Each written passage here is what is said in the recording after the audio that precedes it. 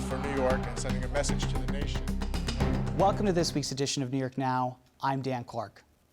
It's been a little over a week since protests erupted in Rochester over the death of Daniel Prude, an unarmed black man who died after an interaction with police. And something happened this week that almost never happens when protesters confront the police about something. They were able to get the police chief to resign. Rochester Police Chief LaRon Singletary abruptly resigned this week. Other top commanders also left the department. That was just a few days after State Attorney General Letitia James said she was going to impanel a grand jury over the incident. A prosecutor forms a grand jury to decide if criminal charges will be filed, so we should know soon if any officers will be charged over Prude's death. And Governor Cuomo said this week that there are still unanswered questions as to what actually happened. I think one of the questions we have to find out is exactly what you said.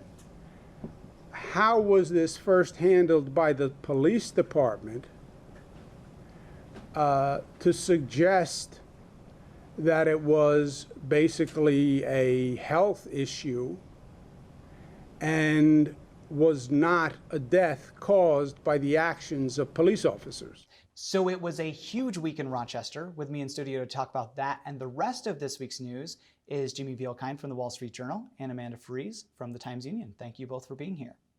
Pleasure to be here. So the thing that strikes me about this Daniel Prude situation, I think, is a few months ago we saw George Floyd killed, and the legislature immediately responded. I mean, not immediately, it was a few weeks, and they came back and passed a package of police reform bills.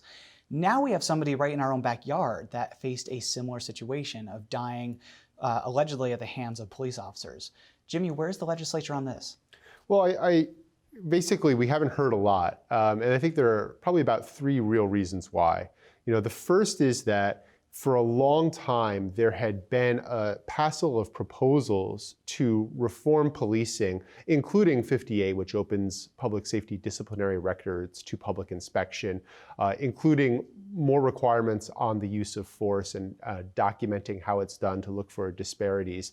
And those were all passed in June. So in a sense, some of the most obvious, and I wouldn't even call it low-hanging fruit, but the easiest fruit to pick has been plucked. The ones that they already had developed over the years. Precisely. So here you have a situation where there are real questions about why it took so long for this video and this situation to be made public.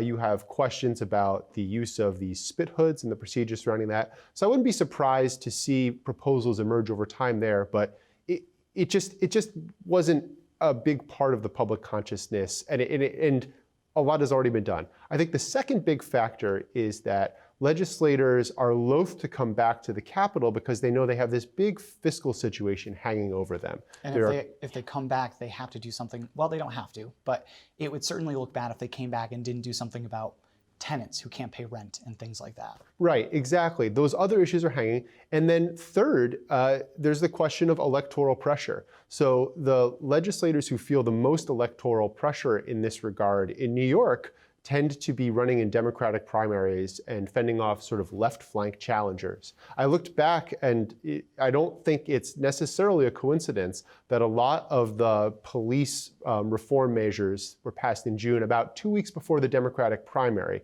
You don't necessarily have that political exigency now.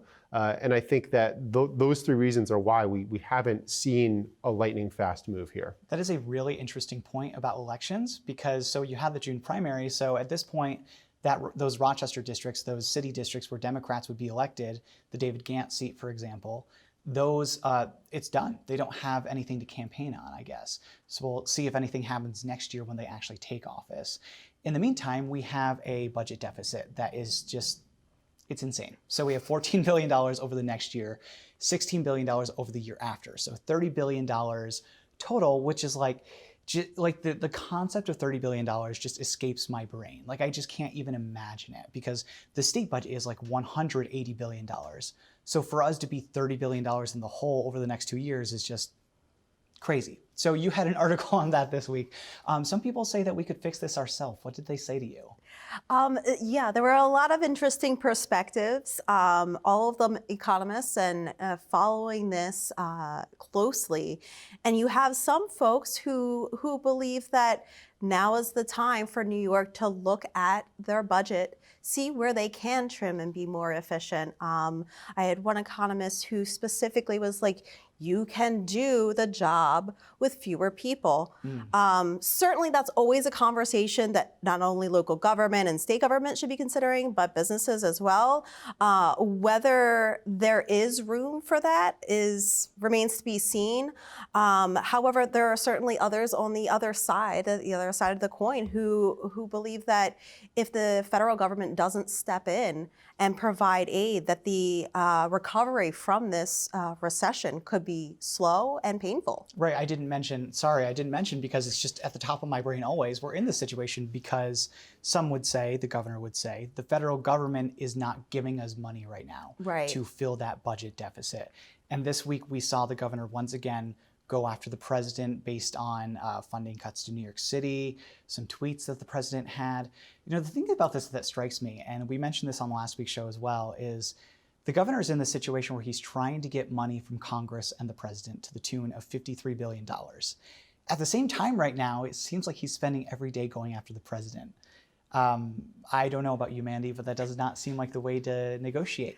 I won't say what I would or wouldn't do as governor and negotiating with our president. Governor Mandy Freeze. Yeah.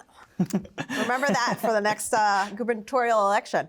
When it comes to the best way to negotiate, I'll leave that up to the governor. However, overall, he seems to suggest he being the governor seems to suggest that, okay, I recognize that we'll have to do revenue raisers as well as make cuts if the federal government doesn't step up.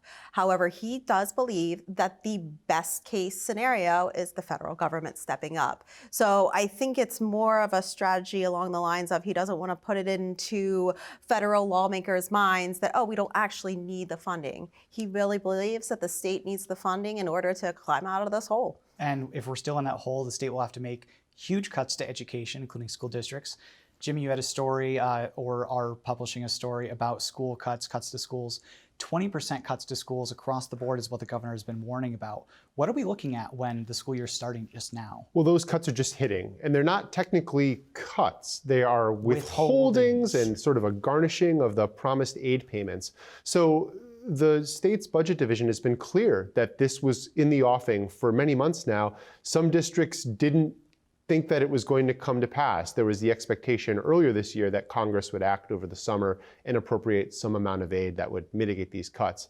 But what we've seen actually right here in the Capital District is a rather acute effect.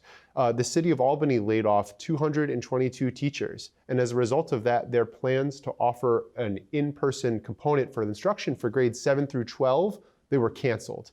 In the Lansingburg School District in North Troy, grades 3 through 12 are now online only. I spoke to a parent who is faced with the difficult conundrum of having a 5th grader as well as 2 high schoolers. She said she could leave the high schoolers at home to do their online learning on the days when they had to be home, but now she can't work. So this is going to start to become real for people. While we're talking about the abstract fights in Congress, the decisions about whether or not to raise taxes, what services, if any, to cut, and what combination of those 3 things is going to solve this budget deficit, there are districts that it's hitting home. And it's also no mistake that it's the urban districts, it's the low wealth districts that are being hurt. The way the state gives out its school funding, there are these districts rely on it for a higher proportion of their need. So, for example, in Albany, state aid is about $1,600 per pupil. I'm sorry, it's about $1,500 per pupil. Shenendehowa, a wealthy suburban district in the capital region, it's a little bit under $600 per pupil. There haven't been changes to the reopening plans in Shenendehowa that I'm aware of. Right. It's a complicated, disproportionate situation for a lot of schools around the state. And it just feels like it's something that is not going to get better anytime soon. We'll keep our eye on it. Till then, Jimmy Vielkind from the Wall Street Journal, Amanda Freeze from the Times Union, thank you both so much for being here. Thank you for having me.